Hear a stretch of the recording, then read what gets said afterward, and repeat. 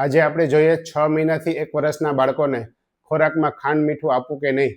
American academy of paediatric અને Indian academy of paediatric બાળકોને 6 મહિનાથી 1 વર્ષ સુધી ખાંડ મીઠું આપવાની ના પાડે છે. આનું સાયન્ટિફિક રીઝન જોઈએ કે શું કામ. હવે 1 વર્ષથી નાના બાળકોની કિડની એ મેચ્યોર હોતી નથી, તો એ વધારાના જે સોડિયમનો બોજ સહન કરી નથી શકતી, એટલે આ ઉંમરમાં બાળકોને સોલ્ટ આપવું ઓછું જોઈએ. આ ઉપરાંત આ બાળકોને જે ખોરાક લે છે અથવા માતાનું દૂધ લે છે એમાં એને પૂરતું મીઠું મળી રહે છે.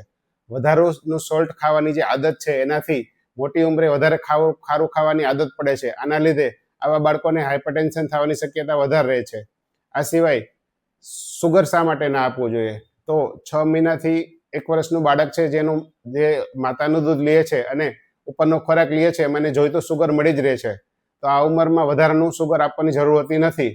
વધારે ગળ્યું ખાવાથી બાળકોના દાંતમાં સડો થાય છે, તેમજ મોટી ઉંમરે ઓબેસિટી થવાની શક્યતા વધારે રહે છે. હવે હું તમને આનું એક પ્રેક્ટિકલ સોલ્યુશન આપું કે 6 મહિનાથી 9 મહિના સુધી નો સોલ્ટ નો સુગર. આ ઉંમરમાં સ્વાદ માટે ઘી, સક્કરિયું, કેળું, ચીકુ આવા મીઠા ફ્રૂટનો પલ્પ આપી શકાય. 9 મહિનાથી 1 વર્ષ સુધી લો સોલ્ટ લો સુગર, એટલે કે જો બાળકને ખાવામાં ફીકું લાગે તો ખીચડીમાં થોડું સોલ્ટ નાખી શકાય અથવા શાકમાં થોડું સોલ્ટ નાખી શકાય. આ ઉપરાંત મીઠાઈ બનાવતી વખતે થોડું ગોળ એડ કરી શકાય.